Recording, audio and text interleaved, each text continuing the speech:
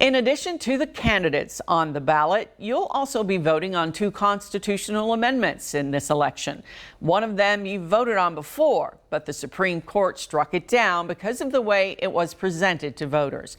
As LEX 18's Carolina Buchek explains, it's back on the ballot, but looks much different. Voting in Kentucky is happening right now. And those who get their absentee ballots will notice there's a lot more writing on it this time. It's because of the constitutional amendments. Constitutional Amendment 1 is Marsy's Law. And if you're wondering, why does that sound familiar? Well, it's because it is. I ask you to please vote yes for Marsy's Law in 2020. For a few years now, crime victims and their advocates have been trying to get Marsy's Law passed in Kentucky. The bill's sponsor says the goal is to give victims constitutional rights because he believes crime victims currently have little to no rights. Kentucky law, right now, our statutes have 2 or 3 rights: a right to notice of hearings and a right to be informed of some information about law enforcement, about where to find services. They're kind of weak, kind of milquetoast, weak rights. But here's the kicker. Those rights in statute only apply to the victims of 21 crimes listed in the statute.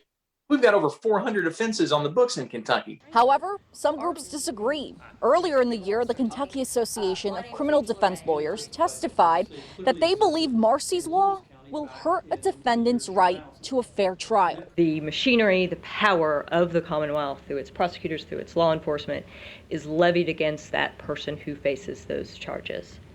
That person is presumed to be innocent. That person has constitutionally guaranteed rights to protect them from that power, from that machinery of the government. This debate over Marsy's Law was technically settled by voters already. In November of 2018, voters said yes to Marsy's Law, which meant that they agreed to this detailed 500-plus word document. But this is not what voters saw on the ballot. This is what they saw instead. Highlighted in green, it's a 38 words long brief summary, but the Supreme Court decided that this may have been too vague, that voters may have not actually known what they were voting on. So the court decided that all constitutional amendments need to be printed on the ballot in full. So in this election, Marsy's Law is this entire lengthy section. And it's a lot to go through, which worries the bill's sponsor.